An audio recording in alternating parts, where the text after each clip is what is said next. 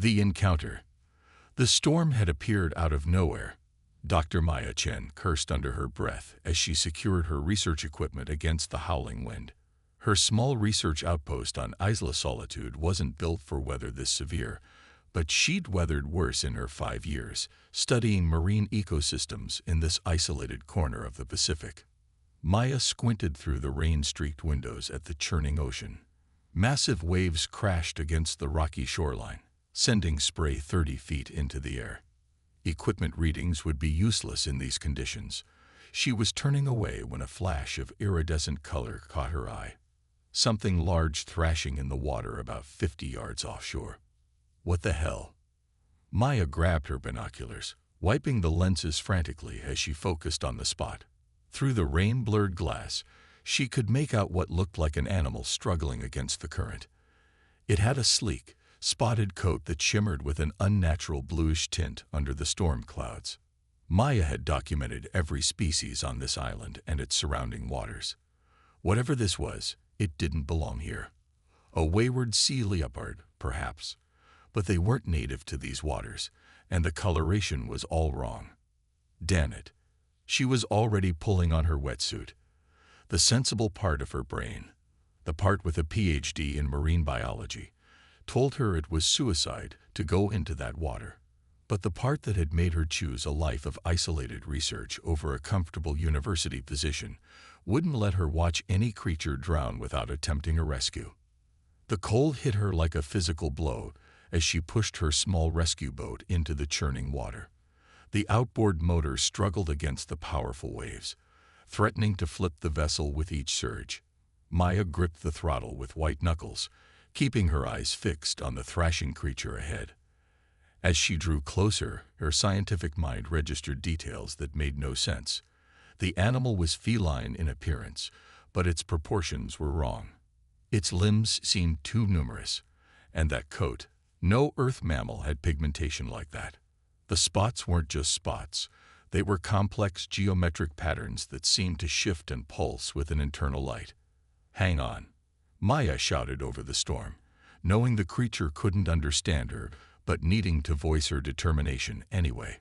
She maneuvered the boat alongside the struggling animal, fighting the current that threatened to separate them. One wrong move, and they'd both be lost. The creature's movements were growing weaker. Maya threw a rescue net over the side, managing to scoop underneath the animal's body. It was incredibly heavy, much heavier than its size suggested. Using all her strength, Maya heaved on the net, muscles straining as she pulled the waterlogged creature over the gunwale. With a final effort that nearly capsized the boat, the animal tumbled into the vessel. Maya fell backward, gasping for breath as rain pelted her face. The creature lay motionless except for the shallow rise and fall of its chest. Now that it was before her, Maya stared in scientific bewilderment. The being had the general shape of a large cat, something between a leopard and a jaguar, but with 6 limbs instead of 4. The extra pair was positioned between the front and back legs, currently folded against its body. Its coat wasn't just spotted. The markings formed perfect geometric shapes, hexagons, spirals, and complex fractals that seemed to hold a mathematical precision impossible in nature. Most unsettling were the creature's facial features. Though its eyes were closed, Maya could see they were proportionally larger than any earth felines, set in a skull with a slightly higher forehead and altered jaw structure. Small, gill-like slits pulsed weakly along its neck. "You're not from around here, are you?" Maya whispered, her scientific skepticism battling with the evidence before her eyes. The journey back to shore was treacherous. Twice, waves nearly capsized them, but Maya's years of experience in these waters got them back to her small dock. She constructed a makeshift stretcher from canvas and poles, carefully moving the creature to her research station. Inside, Maya cleared her examination table and gently placed the being upon it. Despite its alien appearance, she found herself using the same careful veterinary techniques she'd employed on injured marine mammals. She checked for obvious wounds, monitored breathing, and gently dried the iridescent fur with soft towels. As night fell, Maya maintained a vigil beside the creature. The storm continued to rage outside, rattling the windows of her small station. She'd taken samples of the being's fur and blood, examining them under her microscope with growing amazement. The cellular structure was unlike anything she'd ever seen, complex, efficient, and utterly foreign to Earth biology. "What are you?" she whispered as she recorded her observations. "And how did you end up in my ocean?" Around midnight, something extraordinary happened. The creature's fur began to emit a soft blue luminescence, starting faintly but growing stronger until the entire room was bathed in a gentle azure glow. The light revealed intricate patterns within the fur that hadn't been visible before, orals and lines that resembled circuitry or a written language. Then the being's eyes opened. Maya gasped, stumbling back from the table. The eyes were amber with vertical pupils that contracted and expanded like camera apertures rather than organic irises. But what struck her most wasn't their alien structure. It was the unmistakable intelligence behind them. This wasn't the gaze of an animal. It held awareness, comprehension, and something that looked remarkably like curiosity. Those eyes fixed on Maya, studying her with the same scientific interest she'd been directing at it hours earlier. There was no fear in that gaze, only assessment and what seemed like recognition. "Can you understand me?" Maya asked, feeling foolish even as the words left her mouth. "I can understand you perfectly, Dr. Maya Chen." The voice wasn't audible. It resonated directly inside her mind, clear and distinctly masculine, though with harmonics that no human vocal cords could produce. Maya clutched the edge of her desk, knees suddenly weak. "How do you know my name?" she managed. "From your identification badges. Your written language is simple to decipher." The creature shifted position, rising to sit on its haunches in a motion that was both feline and not. All 6 limbs moved with fluid coordination, revealing that the middle pair ended in dexterous appendages more like hands than paws. "I must express my gratitude for your rescue. Few species would risk themselves for an unknown entity during such dangerous conditions." You're welcome," Maya replied automatically, her scientist's mind racing to process what was happening. "Are you not from Earth?" A sound emerged from the creature that resembled a purr, but with mechanical undertones. A perceptive observation. "No, Dr. Chen. I am not native to your world. My name, in the closest approximation your mind can process, is Corix. I am a biological cartographer from the Felixian Collective." A cartographer? From space? Maya reached for her stool and sat down heavily. "That's quite a lot to take in. I understand this is unexpected." Corix's middle limbs made a gesture that somehow conveyed sympathy. "Your species is not yet formally aware of the greater galactic community. Why are you here? On Earth, I mean." "My mission was to update our biological survey of your oceans. We have been monitoring Earth's biodiversity for centuries, but recent changes in your planet's ecosystems warranted closer examination." Maya's scientific curiosity began to overcome her shock. "Your ship. I assume you had some sort of craft. Did it crash in the storm?" "Not precisely." Corix's fur patterns shifted, colors flowing in what Maya was beginning to recognize as emotional expressions. "My vessel was damaged by another party. The storm merely complicated my emergency water landing." "Another party? You mean someone attacked you?" Corix's eyes narrowed, pupils contracting to thin slits. "Yes, and they will be searching for me, and any evidence of my presence on your world." Maya moved to the window, scanning the now clearing night sky. "Who would attack you for studying our oceans?" "Those who believe your species should remain isolated from the galactic community. Those who fear what humanity might become if given access to advanced knowledge." The hegemony. The alien's mental voice grew grave. "And they have almost certainly tracked my vessel to this location." As if on cue, a faint humming sound became audible over the diminishing storm. Maya looked up to see a metallic object hovering in the sky above the beach, a smooth, disc-shaped craft with pulsing red lights along its circumference. "We must move quickly," Corix's voice urged in her mind. They are scanning for my biological signature and any technology not native to your world. My ship contains data vital to your planet's future, evidence of the hegemony's plans for Earth. We must retrieve it before they do." Maya watched the drone craft making systematic passes over the island. What exactly do these hegemony people want with Earth? Corix's mental voice was grim. "Not coexistence, Dr. Chen. Your species possesses a rare trait in our galaxy, empathic connection with other life forms. Most advanced civilizations evolved from solitary predators who view other species merely as resources or threats. Humans, despite your aggressive tendencies, have a remarkable capacity for cross-species bonding. And that's bad. It threatens the hegemony's philosophical foundation. They believe predator species are the natural rulers of the cosmos. A species that forms alliances based on mutual care rather than just mutual benefit challenges their entire power structure. They'd eliminated such species before. The implications hit Maya like ice water. They want to destroy us, all of humanity. Yes, before you developed space travel capabilities. My mission was not just biological survey.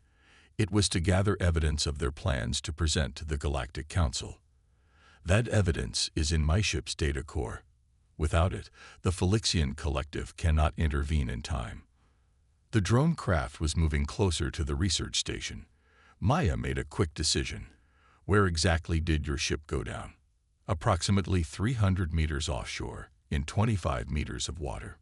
Maya moved to her equipment locker, pulling out diving gear. "I have scuba equipment.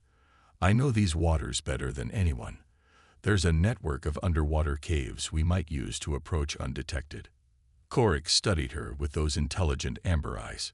"You would risk yourself further for me, for a planet that doesn't even know it's in danger." Maya checked her oxygen tanks and regulators. "That's what humans do, apparently. We form empathic bonds and help others even when it's not in our immediate self-interest." She smiled grimly.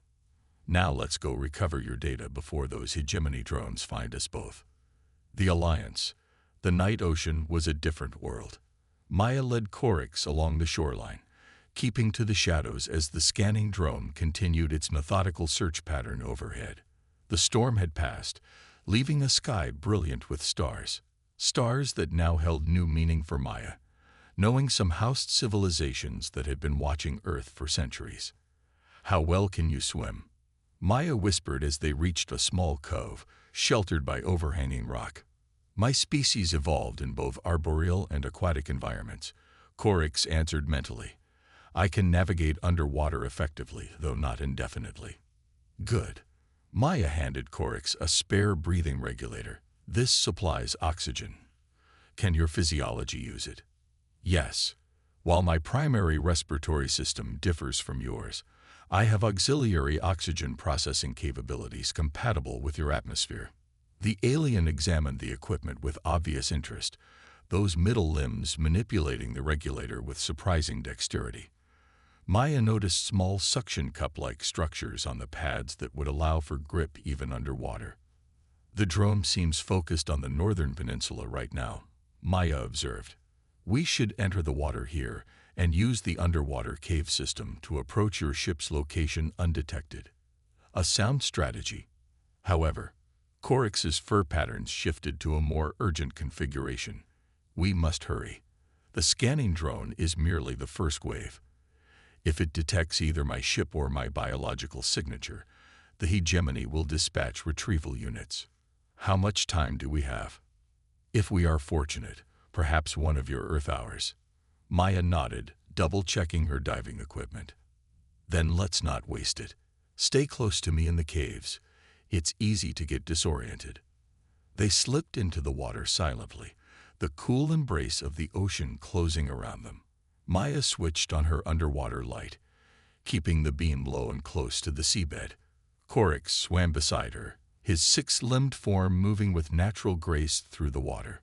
The bioluminescent patterns on his fur provided additional illumination, though Maya noticed he seemed able to control their intensity, dimming them to minimize visibility.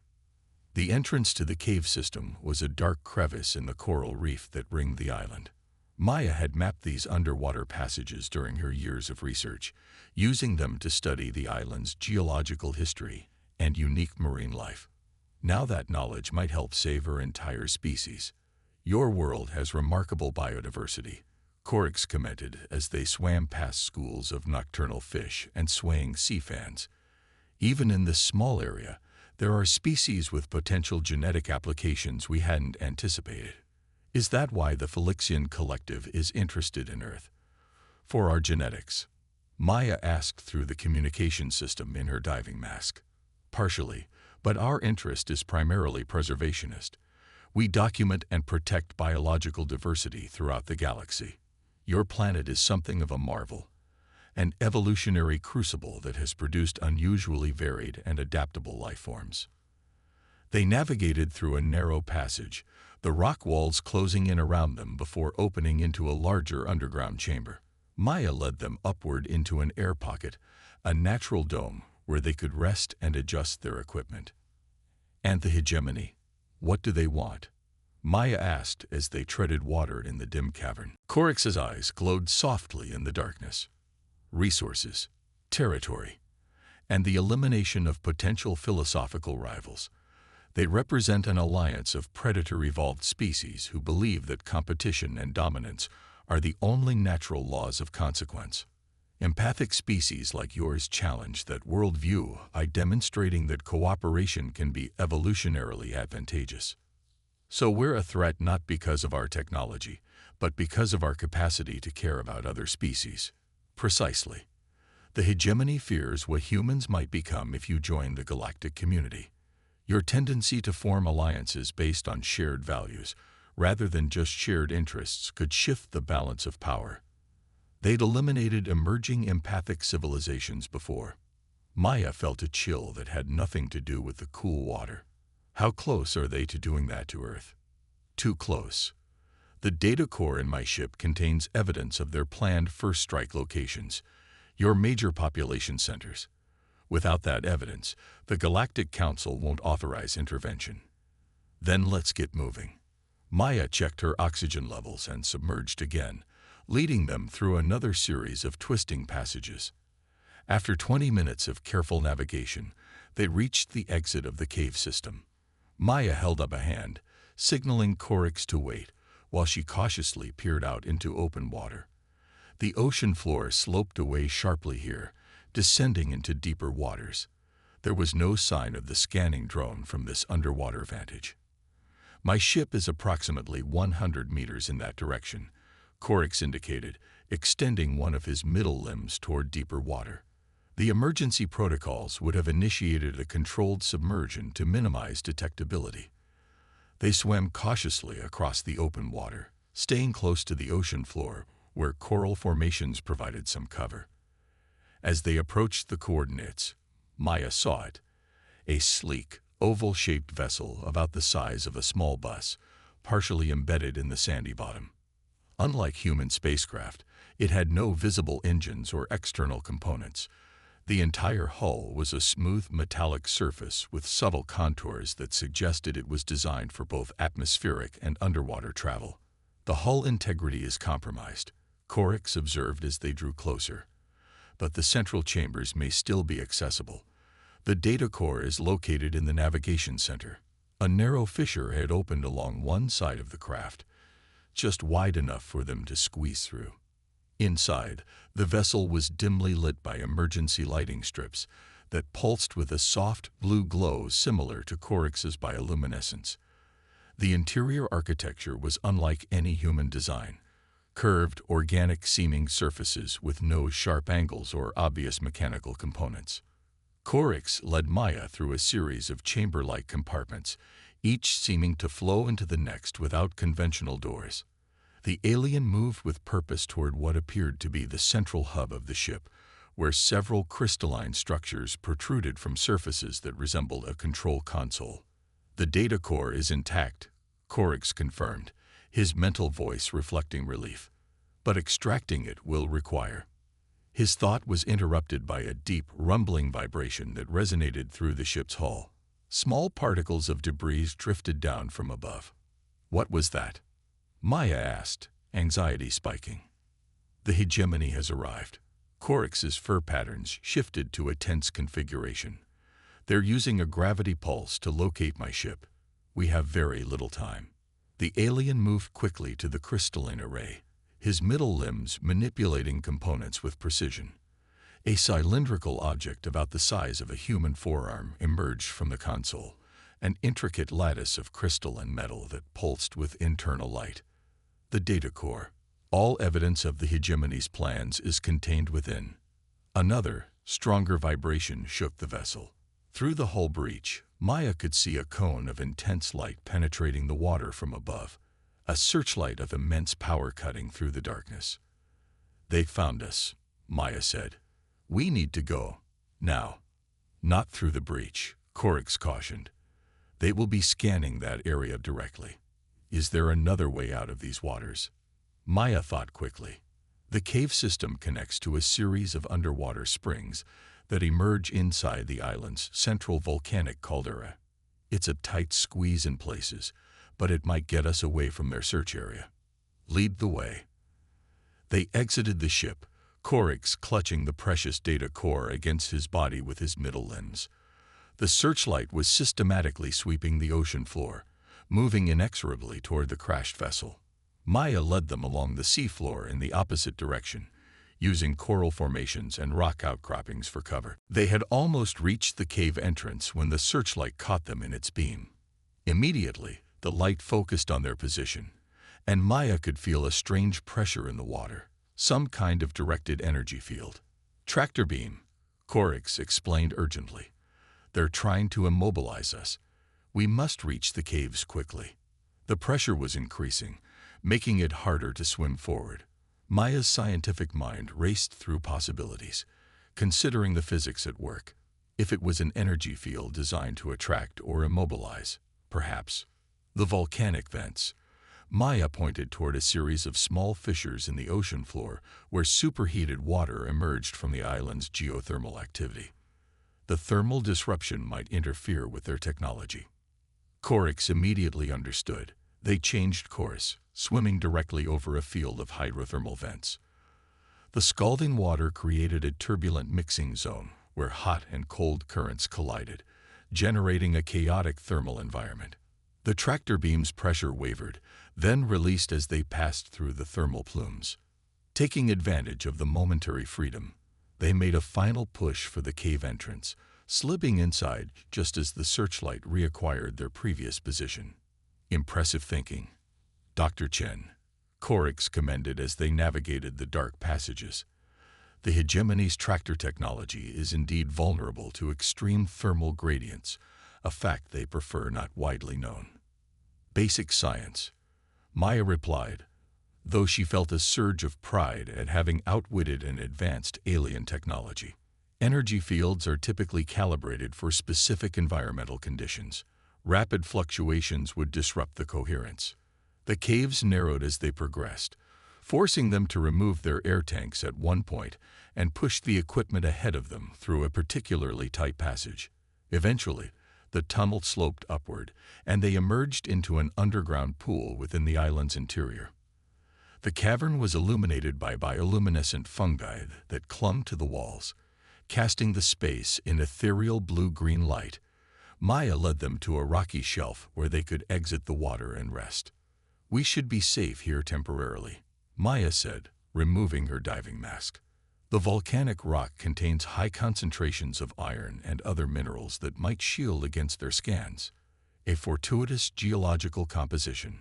Coryx carefully placed the data core on a dry surface, examining it for damage. The core is intact, but without a compatible transmission device, I cannot send this information to my people. Maya considered their options. How long before the Felixian Collective realizes you're missing? They expect regular communication. When I fail to report in approximately 6 of your Earth hours, they will dispatch an investigative team. However, Coryx's fur patterns shifted into what Maya now recognized as a warning configuration. The hegemony will not abandon their search. They know the data core exists, and they will tear this island apart to find it. As if to emphasize his point, a distant rumbling echoed through the cave system, the sound of energy weapons being deployed above. They're attacking the surface, Maya realized with horror.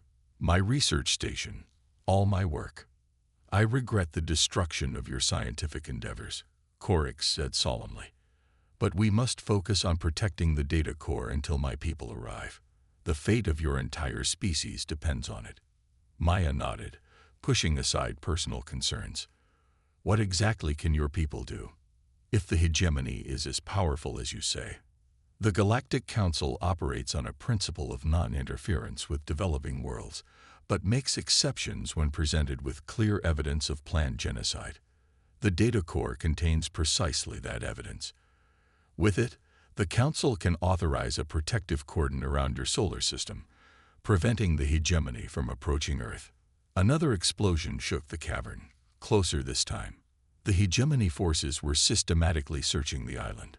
They're getting closer, Maya observed. We need to keep moving, preferably to higher ground where your people might more easily detect us when they arrive.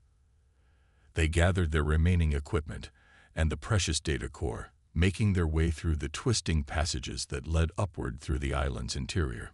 Korix moved with surprising agility over the rocky terrain, his 6 limbs giving him advantages in the difficult landscape. As they climbed, Maya noticed the alien studying her with those intelligent amber eyes. You continue to surprise me, Dr. Chen, Korix communicated. Most species, when confronted with beings from beyond their world, respond with either terror or aggression. You've shown remarkable adaptability and courage.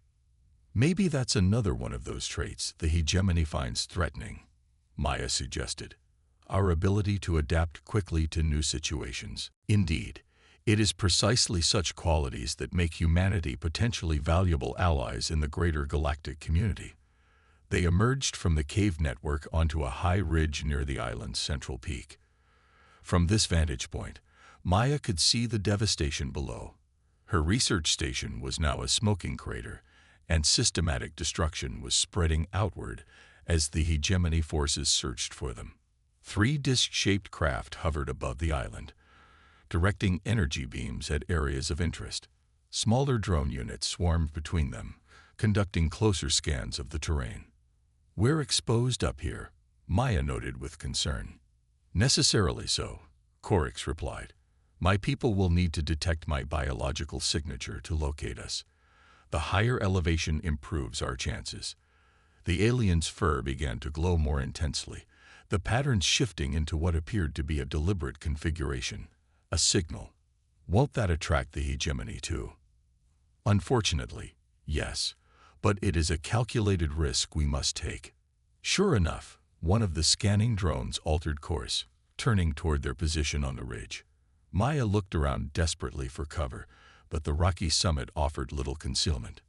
Stand with me, Dr. Chen, Korix requested, his mental voice calm despite the danger. What happens in the next few moments may determine the fate of Earth. The drone approached rapidly, hovering 20 feet away. It was smaller than Maya had expected, about the size of a basketball, but emanated an ominous energy that made the hair on her arms stand on end. A red scanning beam emerged from its center, playing over both of them. It is confirming our identities, Korix explained, preparing to signal our location to the retrieval units. What do we do? Maya asked, watching as one of the larger disk craft began to turn in their direction. We wait, and hope my transmission was received in time. The seconds stretched into an excruciating eternity as the drone continued its scan. Then, without warning, the night sky above them rippled like disturbed water. A massive shape seemed to unfold from nowhere, a vessel that dwarfed the hegemony craft, appearing as if it had slipped through a tear in reality itself.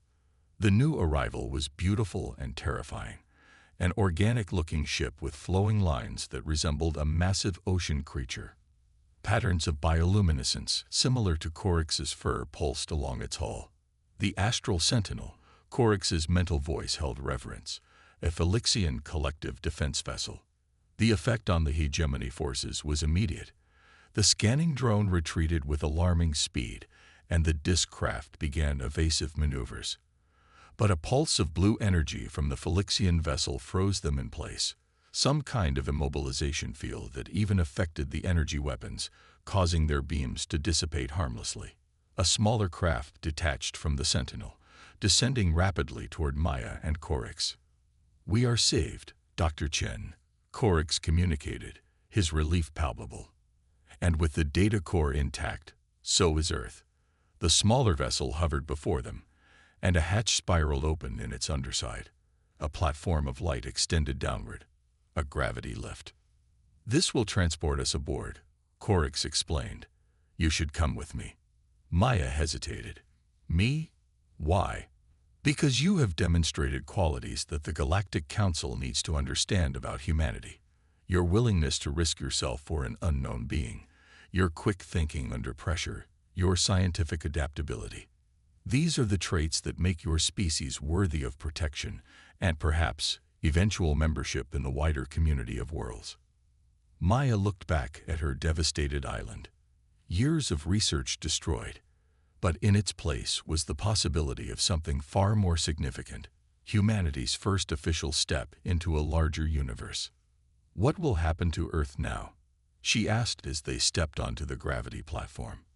Korix's fur patterns shifted into a configuration Maya hadn't seen before, something that conveyed hope and possibility. "With the evidence we've recovered, the Council will establish a protection zone around your solar system. The hegemony will be prohibited from approaching Earth. And more importantly, the Phylixian Collective will propose opening limited diplomatic relations with your world leaders." "First contact," Maya whispered as they rose toward the waiting ship. "Official first contact." "Yes," Korix confirmed. "Though it has come sooner than we anticipated, perhaps it is time. Your species has much to offer the galaxy, Dr. Chen, and much to learn." And it began because one human couldn't bear to watch another living being drown, even at risk to herself. As they entered the Phylixian vessel, Maya looked back at Earth below, her small island just a tiny speck in the vast blue ocean.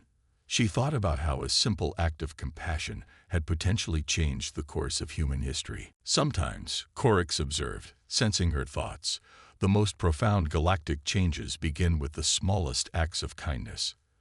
The hatch closed beneath them, and humanity's first official ambassador to the stars prepared to meet her new allies.